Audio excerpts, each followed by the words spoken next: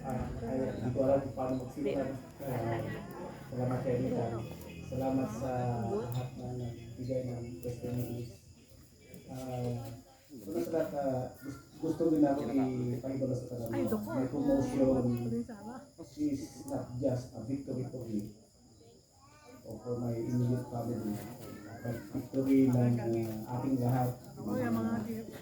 Anak ko, mga classmates, mga teachers, nag-develop sa ako na sa mga classmates ko, victory ng mga taga dito sa barangay, sa mga upod ko sa mga activities while I'm young that inspired me to handle yung mga hardships. Di ko na gusto balikan ka ng mga historia, no? By the way, galisod ko ito. Kasagol-sagol na, Ilonggo, Bisaya.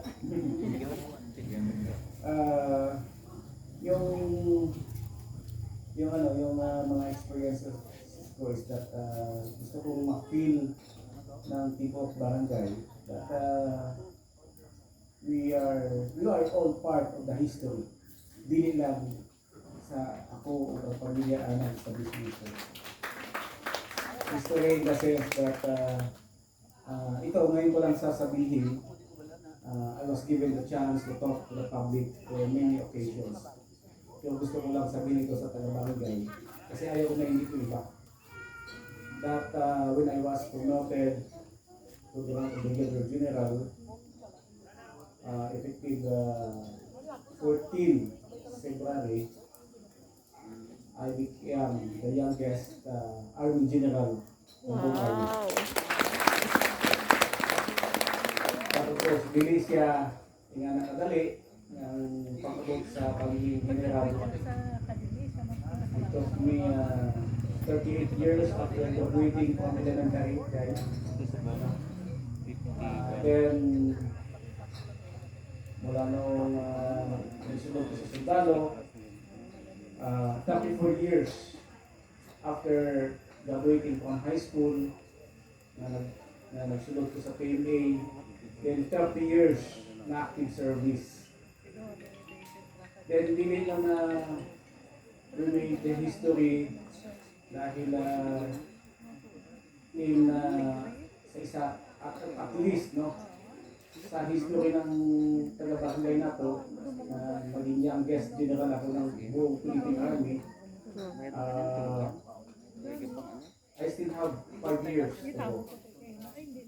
So, kung ano man yung maging swerte, it is not yun ang iniisip natin, but ang public service, pag-servisyo sa tao. Then, gusto kong malaman na gusto kong i-abot ito, no? Ito na organized na ito kasi nakikinig ako sa mga nadadala ako sa mga podcast na nakuha kami ng family kasi nandito naamod din rin ako to share the blessings. Alam ko nakilala din na ilang mag-iwan deal. Happy ako na naamod din rin. Then yung sabi nilang magbago, dili kasi magbago sa kuha sa ako kay of course ibang tayo makaulit ko sa baryo, feeling ko lagi na parang walang nagbago sa ato kanina. Feel ko pa rin ang suporta ng kanina. So palakpakan natin sa sarili. Then ikalawang gusto na ko yung istorya na yung pagiging history ito, nakapasa nga po niya. Probably delete mo Na naintindihan isa ba? ka IC sa police. When I assume command of the Sinong IC? brigade niya, Tawag siya sa General akin. of Sige. Division, Sinong IC? Si Pahay. after 6 months of active Inventory clears. service as the brigade commander, natapos natin ang insurgency sa area ko. Napul ko? Binigyan kami ng presidente ng Karon di ang release. mandate to finish insurgency before mag-end ang kanyang term sa 30 June ng 2022. in my area of responsibility, naubos namin, pasurrender lahat ng infiling. At dapat maging proud tayo. Kaya ako naman na sinasabi ko yun para I want you to share yung kung ano yung na-achieve, because my achievement is not just the achievement sa akin, sa pamilya ko, sa amin dito, kundi atin yan lahat, no? Ato putanan.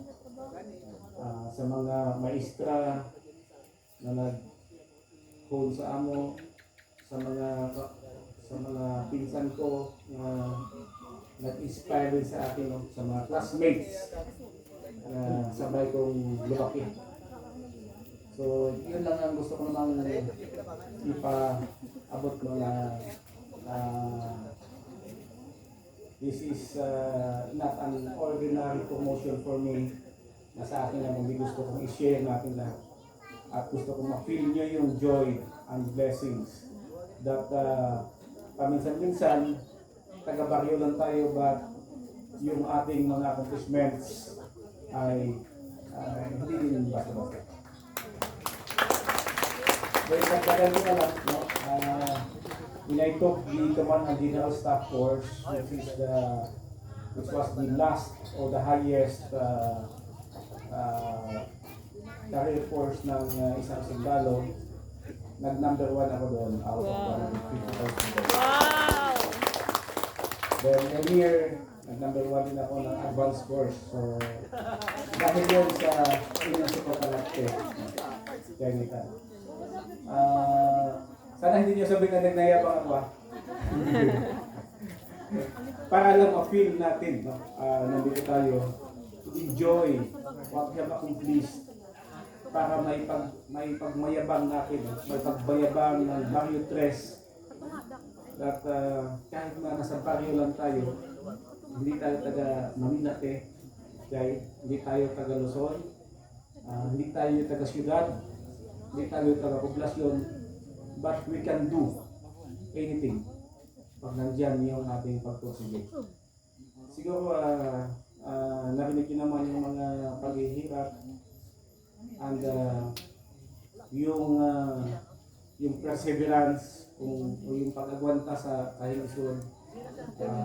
Pinapasalamatan ko to sa kay mama, kay papa, na despite sa kalisod, hindi ko man makita na nag-negative sila, okay, when it comes to educating their children.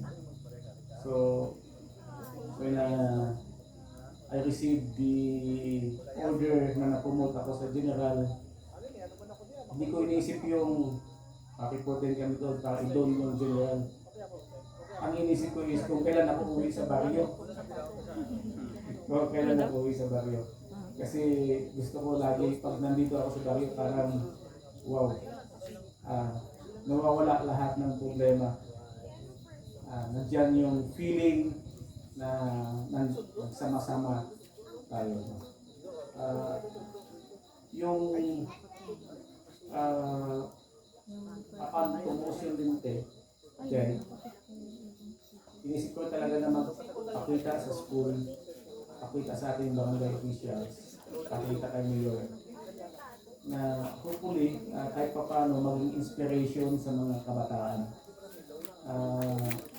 Iba-iba naman yung ating experiences, but at least kung makita nila na isang kung sa kalisod, no? Isang sa kabudlay, nakwento naman kung gaano kami kahirap na maging farmer. Sabi nga ni Mrs. Kanyay, gusto nang sumakay ng kalabaw. Sabi ko, ikwento ko naman sa iyo yung kung gaano kataas ang time ko magsakay ng kalabaw. Mas challenging yung kalabaw pag magdalagan. Hindi ka ganun kabayo kasi flat ang likod, mahulog ka. Mag-agi sa sunga ng kalabaw. No? So I cherish the memories. Nag-share ng ating mga nagbibigay ng testimonies. Ito na lang isa-isahin. But I appreciated much. We appreciated it. And I hope na kahit papaano nakahatag ko sa inyo ng kadungog, no? Kahit papaano ay giving you the joy of being or achieving may rank. Kasi sa pagiging sundalo, hindi naman din ganun kadali. Dami kong pinagdaanan. Hindi ko na lang naikwento kasi I really probably appreciate it. But being in the army, na kung saan maliban sa stress, nandiyan yung combat experience ng mga younger years. So, ito lang, damong salamat sa inyong pagkatudiri sa lahat ng mga ceremonies na naatinan ako after this promotion. Karon ang parang happy din ako kasi nandyan kayo.